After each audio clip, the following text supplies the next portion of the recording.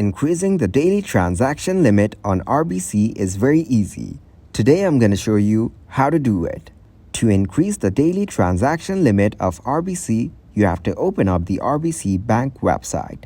So, once you get into its site, you will find out the process of how to view your limits online.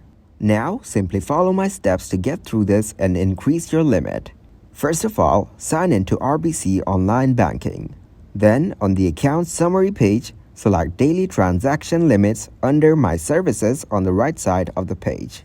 Now, click Edit Limits above the Daily Transaction Limits table, which is on the right side. Then, to set your temporary ATM withdrawal or in-store purchase limits, slide the selector right or left to increase or decrease your limit.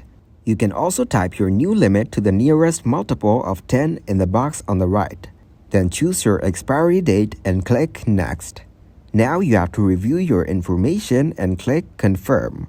Please note that you can increase or decrease your limits of ATM withdrawals and in-store purchases, but you may only decrease your third-party payments.